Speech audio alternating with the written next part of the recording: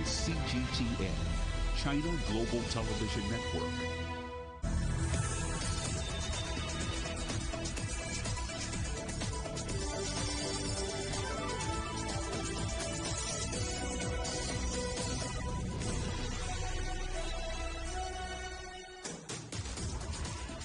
Hello and welcome to Global Business Europe, live from CGTN in London. I'm Jamie Owen. And I'm Juliet Mann. Our top stories. The UN Security Council calls for ceasefires around the world to vaccinate 160 million people caught up in conflict.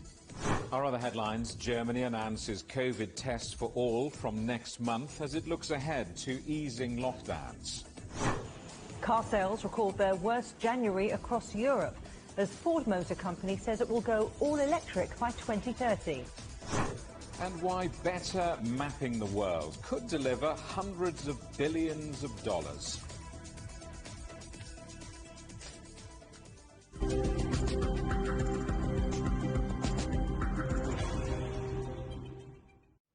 The UK is calling for temporary ceasefires around the world so that COVID vaccines can be rolled out across conflict zones. With more than 160 million people at risk, British Foreign Secretary Dominic Raab, who's chairing the UN Security Council meeting, says there's a moral duty to act. Well, China also joined other countries in reiterating the need for equitable access to vaccinations. Let's talk to CGTN's Naweed Jabarkal, who's watching events in London for us. Naweed, the United Nations Security Council doesn't usually get involved in things like vaccinations. Realistically, how much can it do on this? Yeah, interestingly, this is the first time the Security Council has met with regards to COVID-19 vaccines, and it's being chaired by Dominic Raab, the Foreign Secretary of the UK, because Britain currently holds the presidency for this month of the Council. He's calling for a global ceasefire. According to Dominic Raab, 160 million people around the world are at risk of not receiving COVID-19 vaccines because of instability and conflict. And he says the world needs to do far, far more to make sure that those people most in need get vaccines. It is, I think, right that we bring the full weight of the Security Council and the wider UN system to bear on ending this appalling pandemic. Local ceasefires are going to be essential to enable life-saving vaccinations to take place, and they're essential to protect the brave health workers and humanitarian workers working in incredibly challenging conditions. Ceasefires have been used to vaccinate the most vulnerable communities in the past. There's no reason why we can't do this. There's no reason why we can't, with the will that we can muster, come together to overcome the challenges. Now, that call for peace and an end to those conflicts, likely to see that resolution passed. But the other big issue being debated at this meeting was making sure fairer distribution of vaccines takes place. And that's something that the non-permanent members, likes of Mexico, said they really wanted to raise at this meeting, essentially making sure that poorer countries around the world get vaccines. Because as things stand, the majority of wealthier nations have snapped up the hundreds of millions of doses made so far. And that means that other countries are far, far down in the pecking order. China's Foreign Minister Wang Yi also addressed the meeting, and that was one concern that he raised. Have a listen. Vaccines are reaching high-income countries quickly, while the world's poorest have none at all. Not only will this result in an immunity divide, but will also widen the development gap. We should come together to reject vaccine nationalism, promote fair and equitable distribution of vaccines, and in particular, make them accessible and affordable for developing countries, including those in conflicts. Well, let's talk about those in conflict. How achievable are these calls for a ceasefire, Naweed? Yeah, it's going to be tough for a number of reasons, Jamie. First of all, logistically hard to reach places, whether it's, say, in the Himalayas, for example, or in the Central African Republic. That's going to be tough. But also refugees are among the sorts of populations that this resolution wants to reach. A lot of them don't have identity cards, so national immunisation programmes, whether it's in Greece or Syria, for example, may not include them. But there's also the issue of supply, which is a big, big factor. Oxfam, the global charity, says in places like Yemen and others, vaccines are just simply not enough of them around. Its global head of policy, Sam Nadal, who I spoke to earlier, said wealthy countries, which represent 13% of the world's population, have already snapped up about half of the world's supply. So really trying to make sure that it's distributed more equitably, but also that these vaccines are made in the poorer world will really help to try and combat that if this resolution is able to be achieved. Jamie. The United States Secretary of State has been speaking, signalling perhaps a change of approach towards the World Health Organization. What more can you tell us? Yeah, we heard from China and the UK there. The UK, by the way, taking this centre stage, looking to take a bigger role in global diplomacy as it's just left the European Union. The United States back in the fray. Anthony Blinken, the new Secretary of State, and as we've heard from him in an interview last night, also Joe Biden, the new president, saying that the US is back. Multilateralism, those sorts of organisations like the UN, the US wants to play a bigger role in. And in the last few hours or so, we've heard that it's going to contribute $200 million, the United States, to the World Health Organization that it currently owes by the end of this month. That's significant because Donald Trump, you'll remember, the former president of the United States, wanted to pull the US out of the World Health Organization, a decision he announced last July. It took a year to try and implement that, and already we've seen Joe Biden reverse some of those key decisions, and this is one of them where the United States will contribute $200 million to the World Health Organization by the end of this month. Louise Jabarkle in London, thank you very much.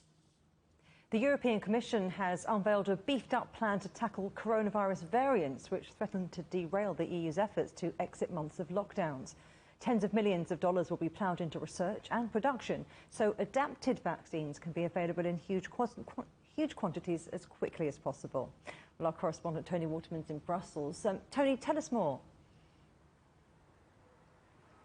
Well, this is a plan on the money side of things, which puts aside $180 million for research into these new variants, and also an additional $90 million to fund specialized tests to detect these mutant strains, including beefing up genome sequencing so that officials can really get their arms around how widespread these variants are. On the infrastructure side of things, the EU says that it is going to beef up production within Europe, and most crucially, it's going to work with the European Medicines Agency to try to fast-track these tweaked vaccines, which have already been greenlit but have just been slightly tweaked so that they can better fight the strains which are emerging. The goal here is to make sure that the EU, but also that these vaccine makers can be as nimble as possible so that as these new mutations crop up, that the vaccines can be switched very quickly and they can get into people's arms very, very rapidly. What Brussels does not want is a repeat of the rollout of the vaccines the first time around, which has just been plagued with production bottlenecks and delivery delays and heaps of criticism from member states. Now, Brussels says that it's not terribly concerned with the current strains, the variants which are in circulation right now, which certainly early evidence has shown that the vaccines which are being used still offer some protection. What they're most concerned about are the mutations that are yet to come, which could prove less sensitive to the vaccine stable that we already have. Take a listen to what Ursula von der Leyen had to say when she was announcing the plan earlier today.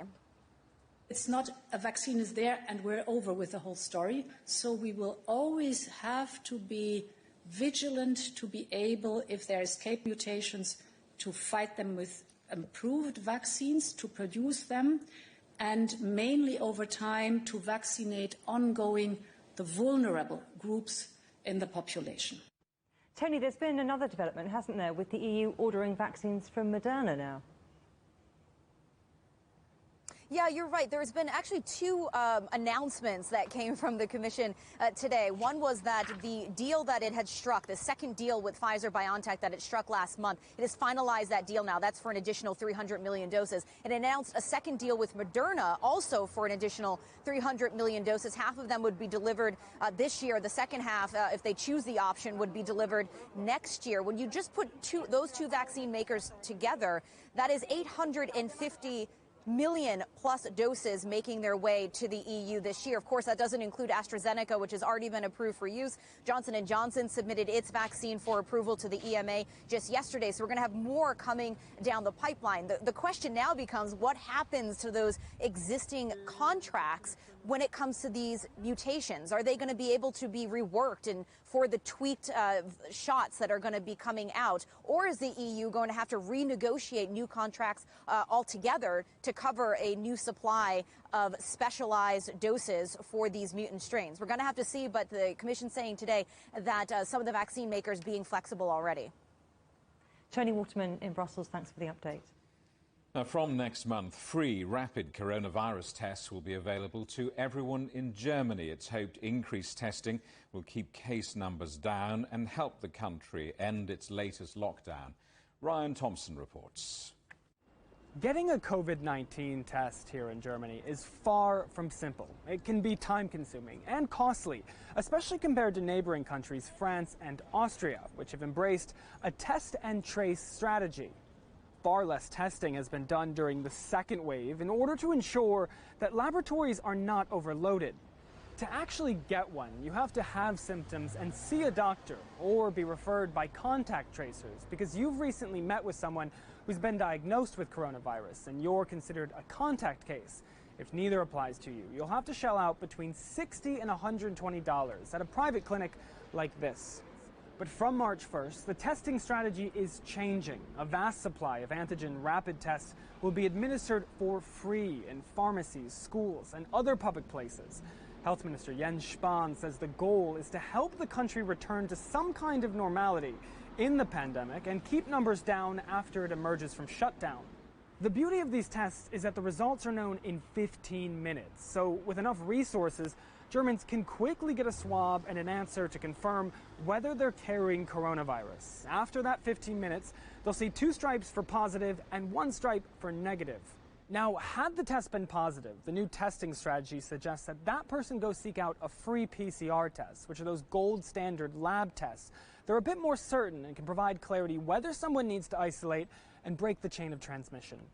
Ryan Thompson, CGTN, Frankfurt.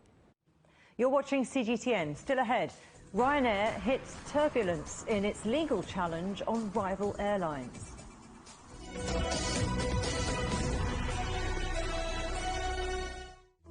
Search CGTN Europe wherever you get your podcasts to subscribe to The Agenda podcast. The Agenda with me, Stephen Cole, always gets to the heart of the story. Just subscribe today and listen now. Covering the world from 4 continents. A new horizon. Teams in Beijing, Washington, D.C., Nairobi, and London. Who connect, interact, and inquire to bring you the stories that matter to all. The Link, only on CGTN. Don't forget you can sign up to our daily newsletter. We bring you all the top business headlines straight to your inbox. So sign up for free at this address. CGTN. See the difference.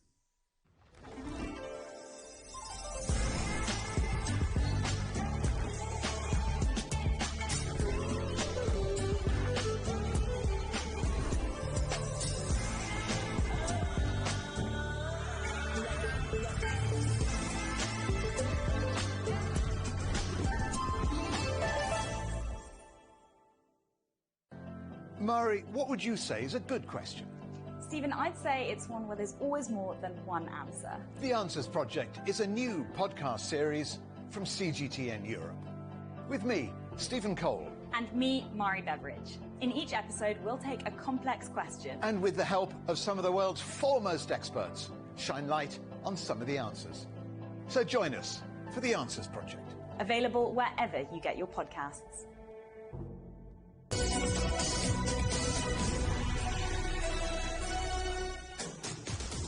Welcome back to Global Business Europe. European car registrations hit a record low for the month of January, with coronavirus restrictions hitting sales in the region's largest markets. Sweden was the only EU country where sales were positive. Trent Murray reports. The COVID-19 pandemic continues to pummel Europe's auto sector, with the latest statistics showing just how far new car sales have slumped. New vehicle registrations plunged by 26%, according to the European Automobile Manufacturers Association.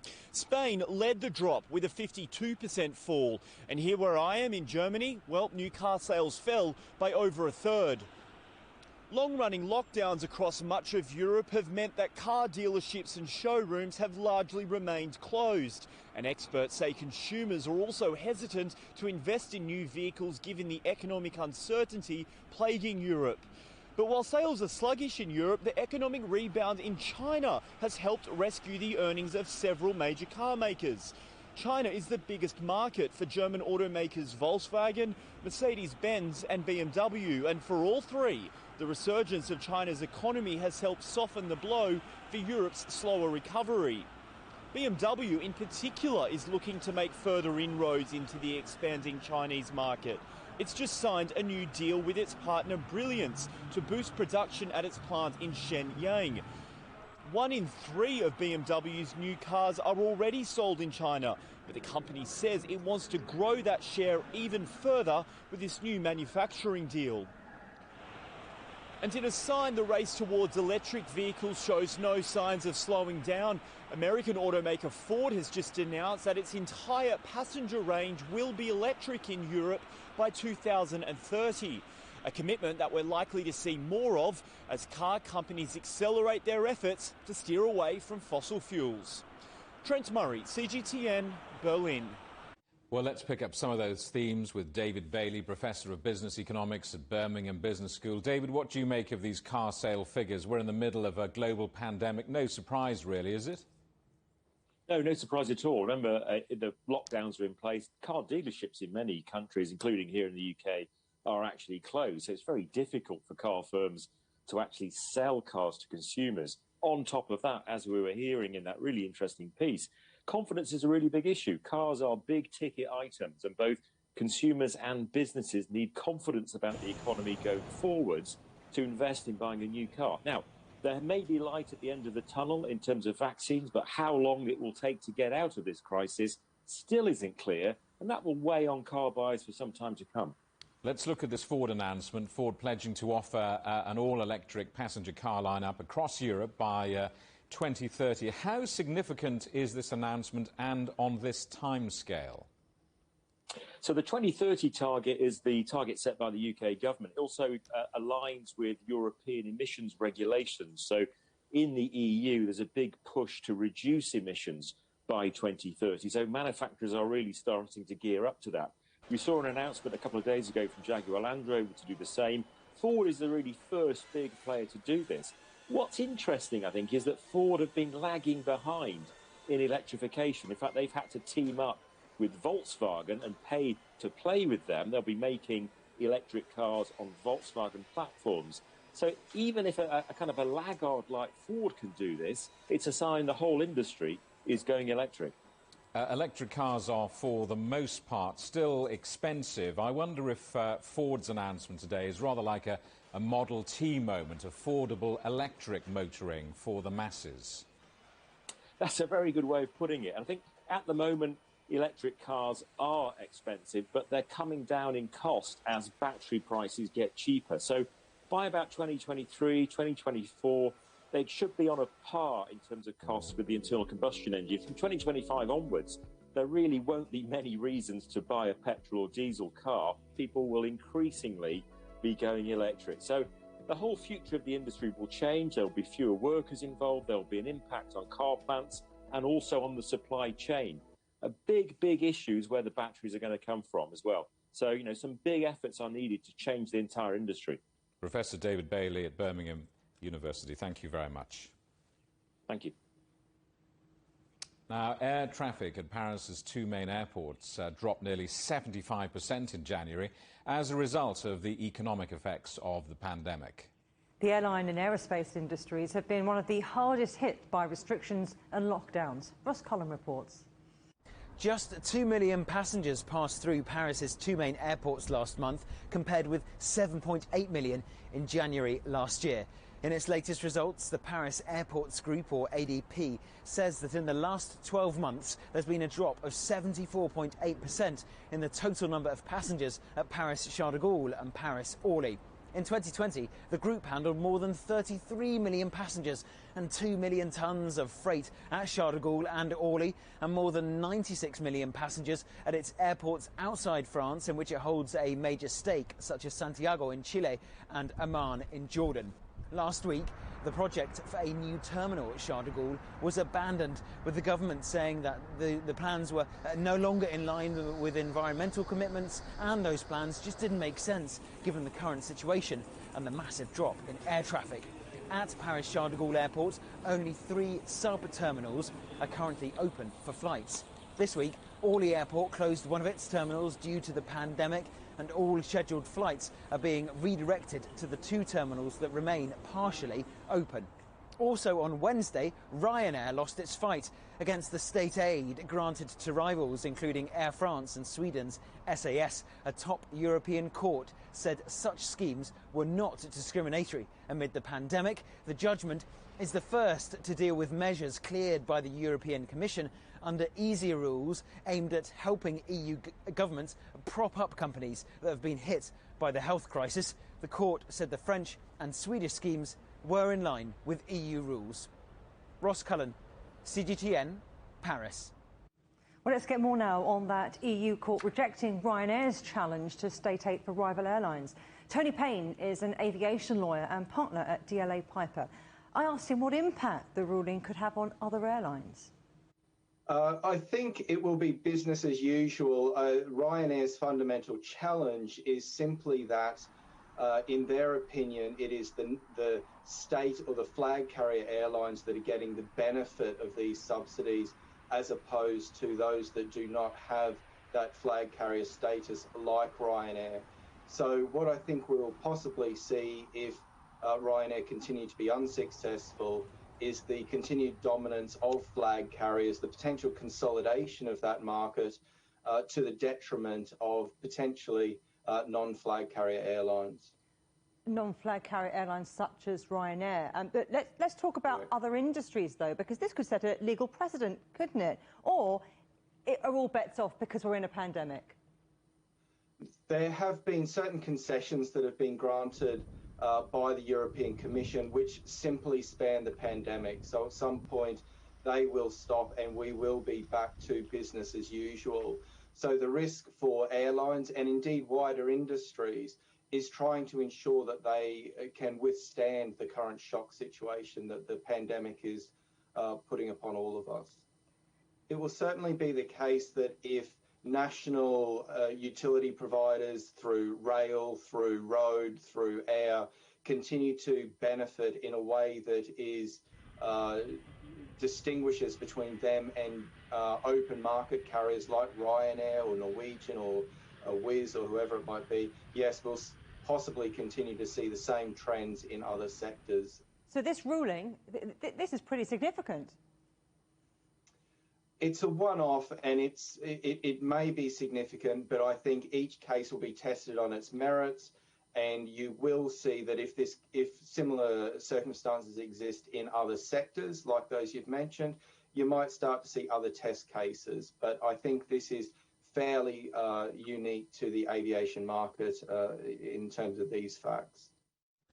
In his first speech to the Senate as Italy's new Prime Minister, Mario Draghi has promised an ambitious reform programme that he says will deliver a fairer country for the nation's children and grandchildren.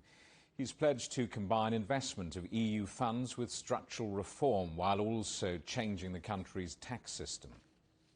The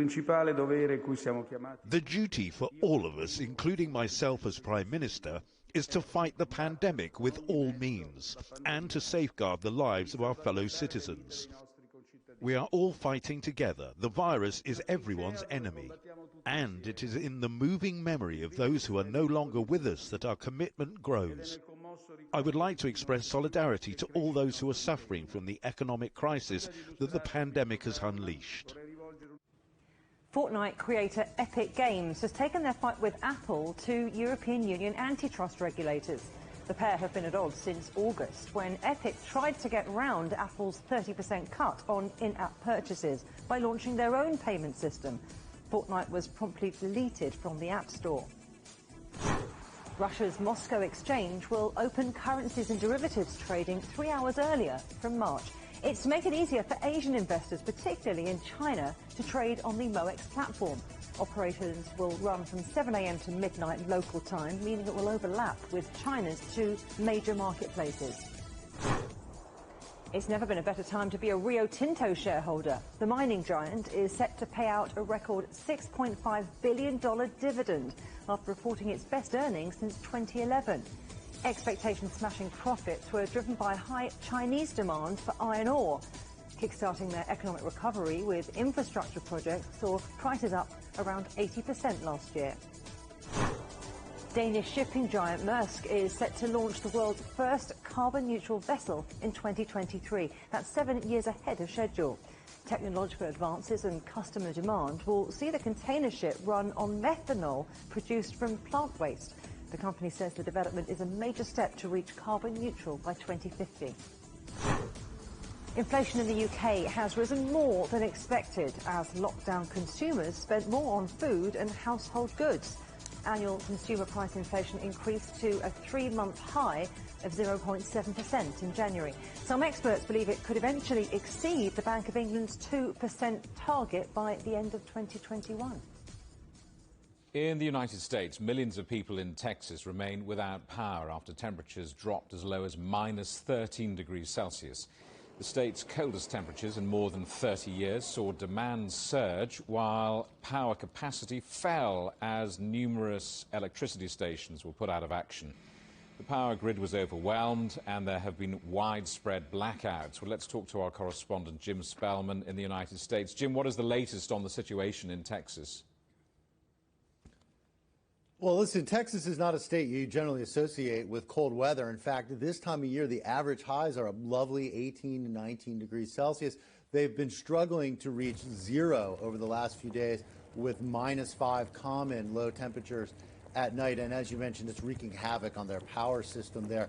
The icy conditions have knocked some of the gas-powered power plants offline. They're also dealing with fuel shortages as consumption has spiked. Even those big wind turbines, which provide some of the power in Texas, have simply come to a halt, frozen by these icy cold conditions they're having down there. 3 million Texans woke up today without electricity. They spent the last 2 or 3 days, many people huddled together trying to find a way to stay warm until they get some warmer temperatures there and are able to get some of these power plants back online, making it even more difficult. The lack of electricity in some areas has meant that water treatment plants have closed, so people have not had water to bathe with, to drink, and when they try to get electricity to get these started again, they're finding valves and pipes have frozen. They're using space heaters just to try to thaw some of these pipes and valves in these water treatment plants so that people can have water to drink. And it's not just Texas.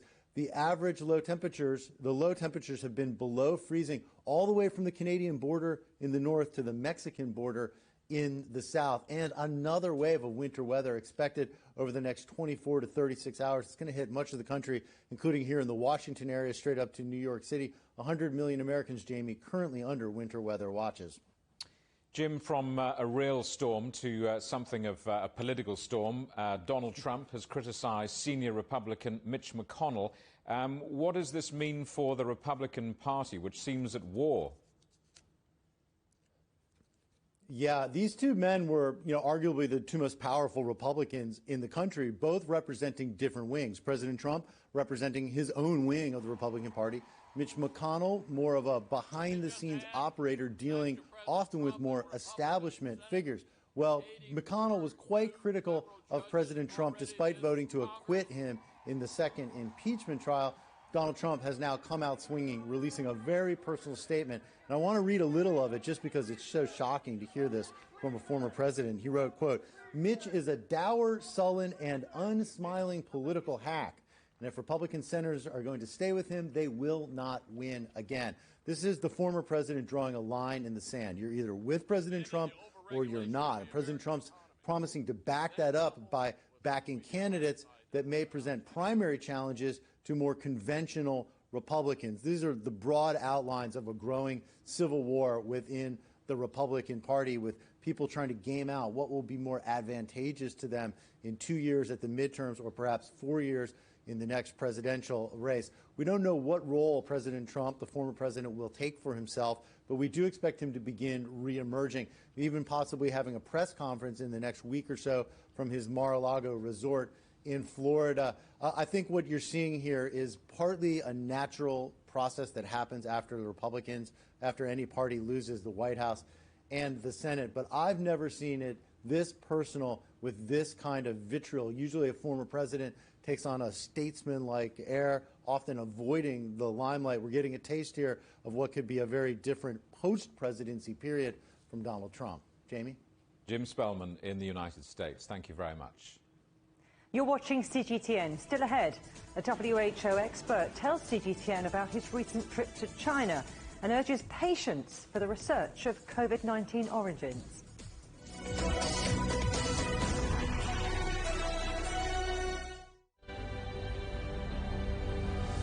Patient after patient after patient. They take a long time to get better. They're the sickest patients we've ever seen. It's a race against time because we can all see the threat that our NHS faces, the pressure it's under. We're dealing with something we knew very little about. Europe's first 2 epicentres in February have received their first dose of the Pfizer-BioNTech vaccine. Another day, another grim milestone for the UK in its fight against COVID-19. 100,000 people have now lost their lives after contracting the virus.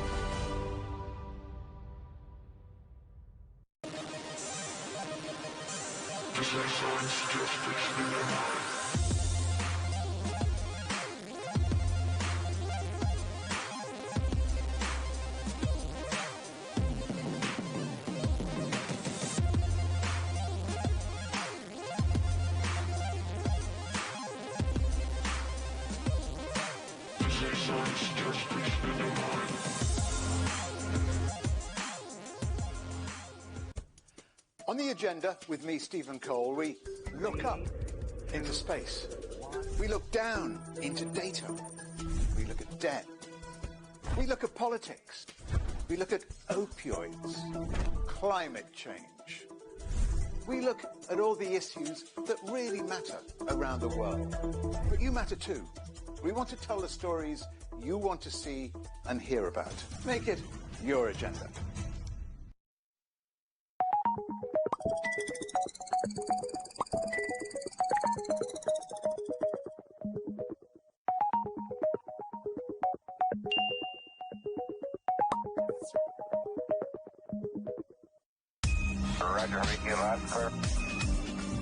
We can try out the wild and crazy ideas. Nothing can stop an idea whose time has come, and this idea is coming. I actually feel quite comfortable in isolation. We should all be very basic when we try to save the world. Oh, no. We hope it will happen. We have to live in hope.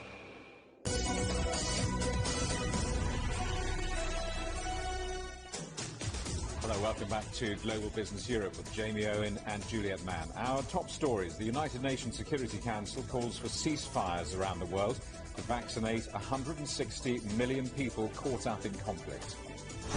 Germany announces COVID tests for all from next month as it looks ahead to easing lockdowns. Car sales record their worst January across Europe as Ford Motor Company says it'll go all electric by 2030. The World Health Organization experts who visited Wuhan to research the origins of COVID-19 are to announce their findings this week. The Wall Street Journal and the New York Times quoted the team saying Chinese authorities refused to provide raw data. CGTN's Feng Yilei reports. Let's look at some of the remarks about the investigation made by some of your peers on the WHO expert panel. For example, epidemiologist Thea Fisher said, I quote, "Our quotes are intendedly twisted, casting shadows over important scientific work." And your teammate Peter Daszak said he was disappointed to see statements selectively misquoted to fit a narrative that was prescribed before the work began. So what's your take on these statements? I would agree with Peter that, the report will be released and people will see the full pictures of the study of these 28 days. What I can say is, in fact, before breaking in the three group, epidemiology, molecular epidemiology, and animal and human animal and the environment, we had several plenary meetings between the WHO part and the China part. We actually plan some of this visit together before coming, and also once we are on site.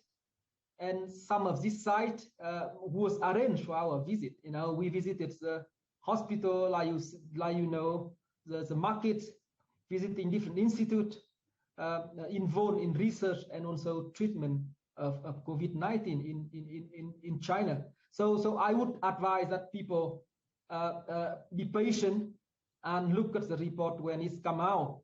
I'm aware of some of the quote of different members of the group, but you see that it's really the own experience of each group, of each member who experienced. Please respect the feeling and experience during this mission. The leaders of Poland, Hungary, the Czech Republic and Slovakia have attended an anniversary meeting to mark 30 years of the Visegrad Group, or the V4, the alliance of the four countries. Among the topics under discussion was, of course, the pandemic, as Slovakia becomes the country with the highest number of COVID-19 deaths per capita. Julia Chapman reports. Slovakia's 7-day rolling average of daily COVID-19 deaths rose to 1.78 per 100,000 of the population on Monday. That data from Johns Hopkins University takes Slovakia up to the #1 spot in the world, overtaking Portugal, which held the top position for 3 weeks. It comes after Slovakian authorities warned about the prevalence of the coronavirus strain first identified in the UK. Earlier in February, Slovakia sequenced all positive samples across the country in one day and found that 74% were of the B117 variant. Epidemiologists in the country say that lockdown measures, which had been working previously, were proving ineffective in the face of the mutation. The Slovakian government has called on other European Union members to send medical workers, as its hospitals are struggling with the workload. More than 6,000 people have died in Slovakia from COVID-19, and nearly 2/3 of those deaths have occurred in 2021. The Slovakian government is expected to introduce tighter travel rules to stem the spread of the virus. Julia Chapman, CGTN, Budapest. In Myanmar, thousands of people have taken to the streets in Yangon to protest over the military takeover. Dozens of vehicles blocked roads across Myanmar's largest city, repeating their demands for the release of Aung San Suu Kyi. The country's ousted leader, who had not been seen in public in over 2 weeks, faces several criminal charges. More than 450 people have been arrested since the military takeover. Protests are taking place in Spain after a rapper who barricaded himself in a university was jailed. Pablo Hasél had been holed up at the University of Lleida along with 50 supporters. He was protesting against a jail term he'd been given for glorifying terrorism and insulting the Spanish royal family, saying he was taking a stand for free speech. Police arrested him after storming the university. Heavy snowfall has blanketed Istanbul, disrupting traffic in Turkey's largest city. Hundreds of trees and electric poles have collapsed since Friday. More than 200 cars have been damaged and over 100 roofs have collapsed. It's expected to stop snowing on Thursday, but there are warnings for heavy rain along the Mediterranean coast over the next 2 days. Britain's Prince Philip has been taken to hospital in what Buckingham Palace described as a precautionary measure. The 99-year-old husband of Queen Elizabeth became unwell on Tuesday and was admitted to a London hospital where he'll remain for a few days of observation and rest. It's thought his illness is not coronavirus-related. A 5-day lockdown's been lifted in Australia's Victoria state. Officials say they've eased measures as no new coronavirus cases have been reported, linked to a cluster found at a quarantine hotel in Melbourne. This will allow some spectators to attend the Australian Open tennis tournament. Players have competed in empty stadiums during the lockdown. New Zealand has also lifted a lockdown of its largest city of Auckland. Restrictions across the rest of the country have also been eased. Auckland went into a lockdown on Monday after a family contracted a more contagious COVID variant first discovered in the UK. Measures have been relaxed despite health authorities reporting 3 new locally transmitted cases.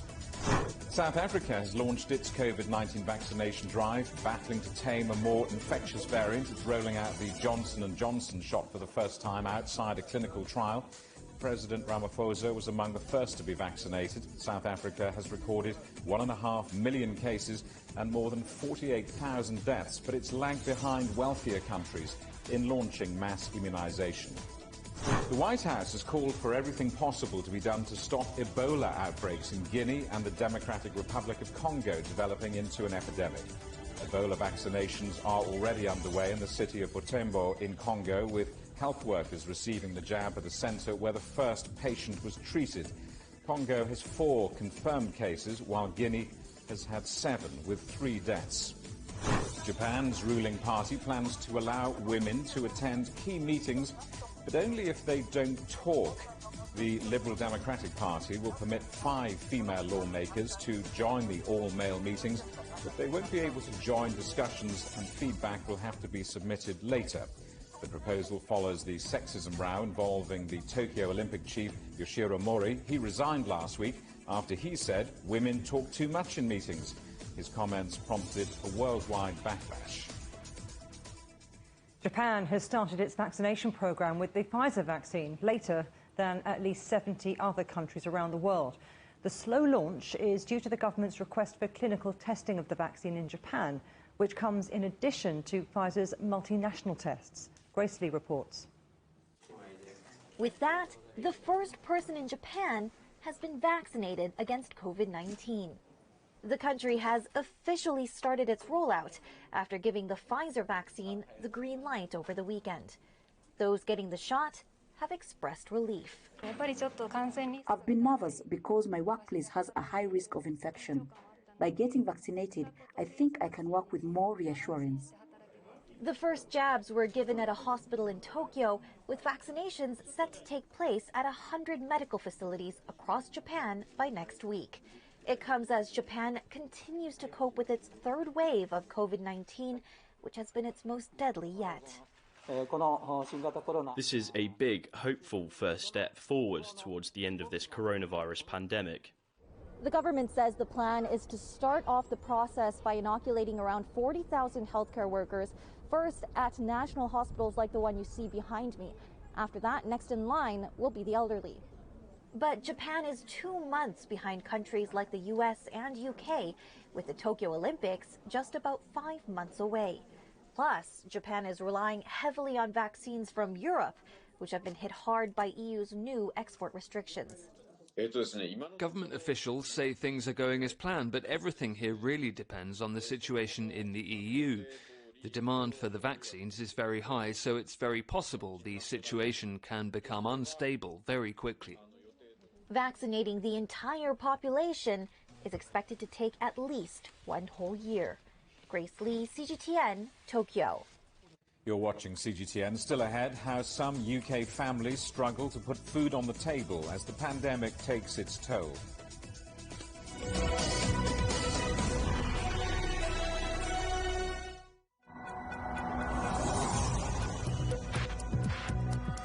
Each day, there are millions of stories. Each one can open new perspectives, new possibilities. Wherever you look, we are there. To see, discover, explore. We put the pieces together to find what really matters to you. All around the world, all around the clock. Our reporters are at home across the globe. From our headquarters in Beijing and production centers in Washington, Nairobi, and London, China Global Television Network. Stories from across the globe, reaching people across the globe. CGTN. See the difference.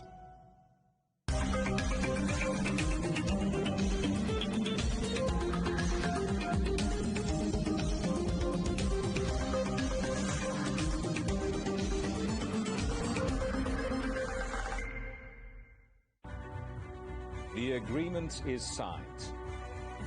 But what is the real deal now the UK has left the EU?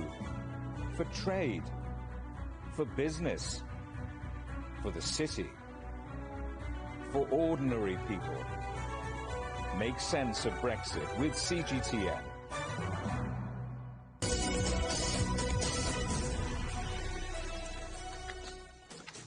Hello, welcome back to Global Business Europe. The British Prime Minister has struck an optimistic yet cautious tone as he prepares to unveil his roadmap out of lockdown in 5 days' time.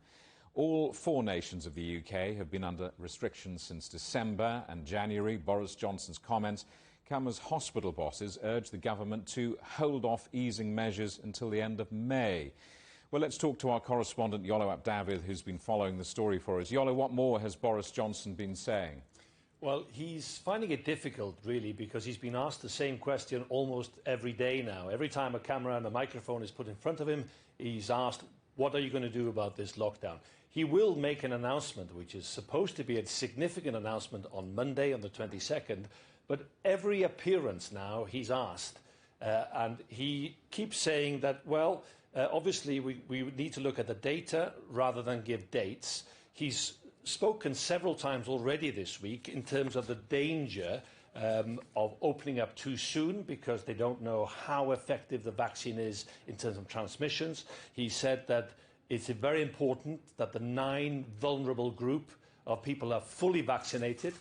And also, he's indicated that it does depend, really, in terms of opening up sectors like the hospitality and opening restaurants and bars, that he knows full well, as the scientists who inform him and advise him, that this is where transmission can potentially escalate again. So today, he was trying to be cautious and optimistic at the same time. We'll be setting out what we can on Monday the 22nd about the way ahead, and it'll be based firmly on a cautious and prudent approach to coming out of lockdown in such a way as to be irreversible. We want to be going one way from now on, based on the incredible vaccination rollout that you're seeing here in Cwmbran. There are still scientists advising the UK government against easing the lockdown too early. What's being said? Yes, there are medical and scientists who are urging caution. Today we heard from NHS Priorities, who feeds into the NHS in England, saying that, look, there are 4 tests that need to be considered fully before there's any talk of lockdown. Not suggesting that this has to carry on until May, because there's such a widespread feeling of fatigue in some circles now, but those 4 tests are actually quite comprehensive, and they were listed as such that there has to be a significant drop in terms of numbers, that there has to be a return to the normal capacity of the National Health Service. There's hundreds of thousands of cases which have been stacked up because of COVID. There should be solid progress with vaccinations. Well, that is already the case. And there should be, and this is quite telling as well, a robust and effective strategy to identify new variants of the virus. Now, all this has to be considered before Boris Johnson, it's claimed, should be saying, right, this is when we're out of the lockdown. But of course, politically, he's under pressure already from his own party, from different sectors in the UK, who are very, very keen to try and reopen the schools, reopen business, and trying to get society back to some kind of semblance of normality.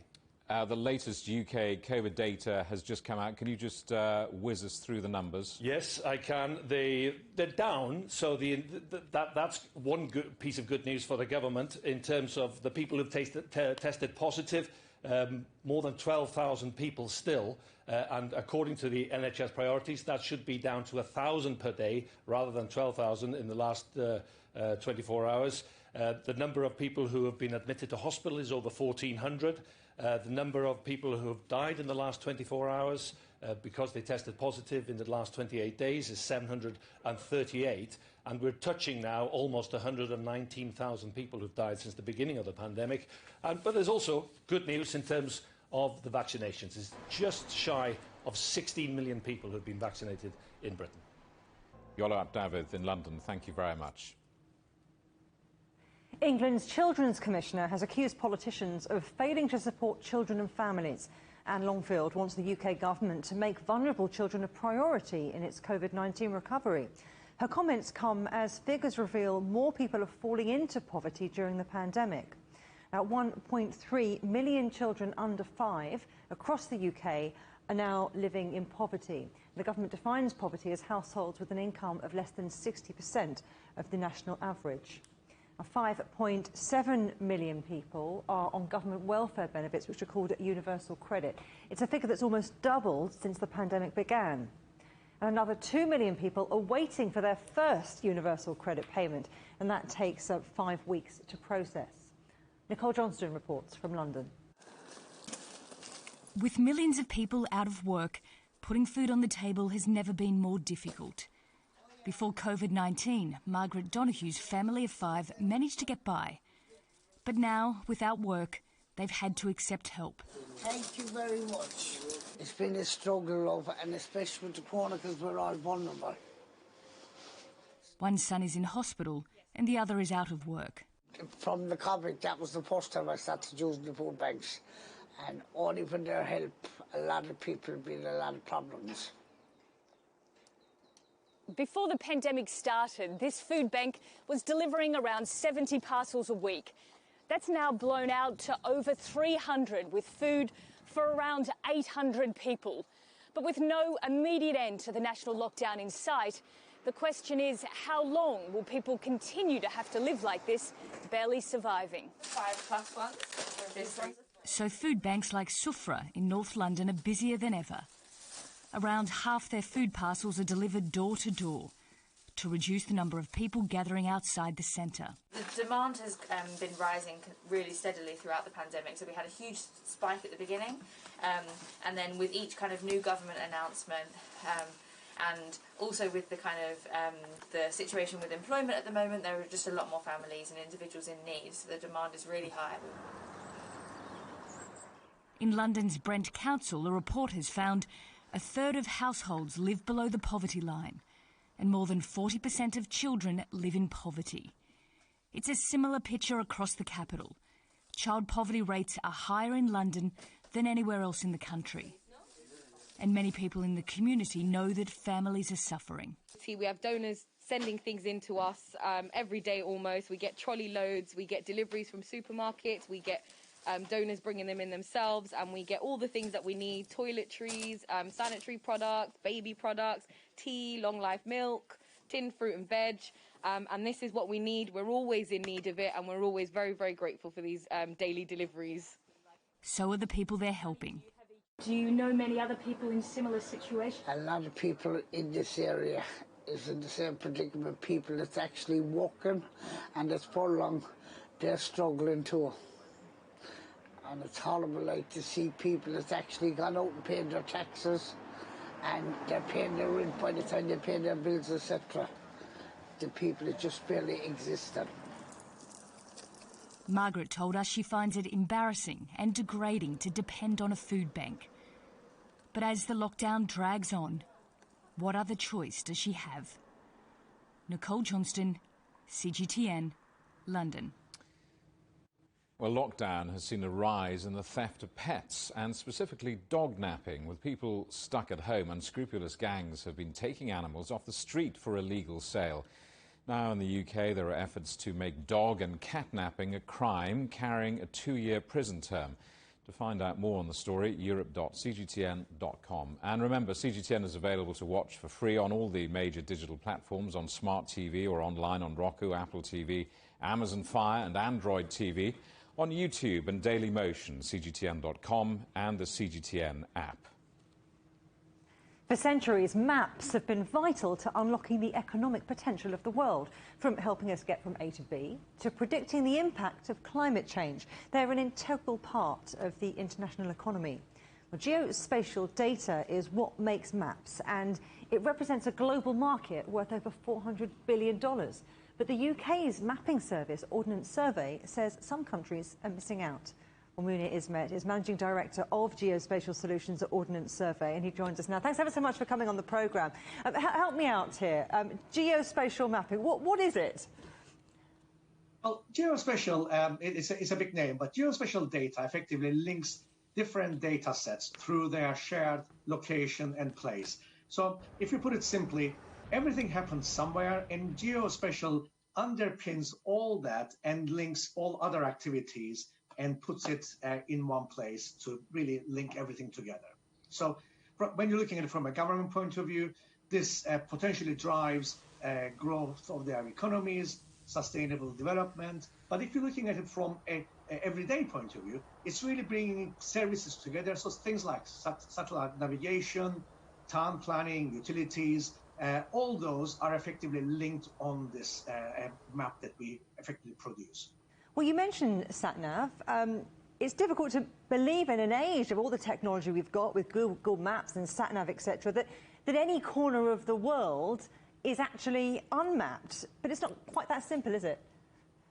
It is not. I mean, I think, and my friends in Google and Apple provide an excellent service. But I think where you're looking at policy decisions, exact boundaries, etc., it's the 3 centimeter accuracy rather than a 30-meter accuracy that geospatial really brings in. And this is where infrastructure is built upon, foreign investment is brought into countries. It supports your land administration ecosystem, etc. And this is why geospatial is more than just sort of a high-level information gathering. It is the precise decision, specific points that you're looking at. So when you're looking at a land reform in a country like Namibia, it's really taking the title transactions and registration, but to the level of detail that is great for the citizen, great for the investor, great for the ecosystem that supports the underpinning technologies. So in terms of how it helps the ordinary citizen, what about if you're a farmer somewhere in Central America or in somewhere like Uganda in Africa? How can it help them? Well, so what this technology can do is it can help crops with predicted shortages. It can help with mapping soil types so that you can then decide how to harvest your material. It can increase yield through planting, and it can give the farmer information around agricultural reforms, around irrigation, etc., so that they can make the right decisions. And they can use the technology to really view their farm, etc., with a more accurate information from a higher level as well as being at the lower level. So it really does help them on an everyday operation as well as strategic thinking for the governments. Fascinating stuff. Munir Ismet at Ordnance Survey, thank you very much. You're welcome. Now, we haven't got a map, but I think we've got some pictures. Sicily's Mount Etna has continued displaying its spectacular power. Rivers of lava and plumes of smoke spewed from its peak as it turned the sky orange. Europe's largest active volcano usually puts on a display several times a year, but has not recorded a major eruption since 1992. The headlines again for you. The United Nations Security Council calls for ceasefires around the world to vaccinate 160 million people caught up in conflict. Our other headlines: Germany announces COVID tests for all from next month as it looks ahead to easing lockdowns. Car sales record their worst January across Europe as Ford Motor Company says it will go all electric by 2030. And that's just about it for Global Business Europe. Thank you for watching. More on all of our stories at europe.cgtn.com, and do follow CGTN Europe on Twitter, Facebook and Instagram. We're available to watch on smart TV apps, Roku, Apple TV, Amazon Fire and Android TV, YouTube and Dailymotion as well, and CGTN.com and the CGTN app. Coming up next on CGTN, it's Africa Live. We'll see you again tomorrow, same time, same place. From all of the team in London, it's goodbye.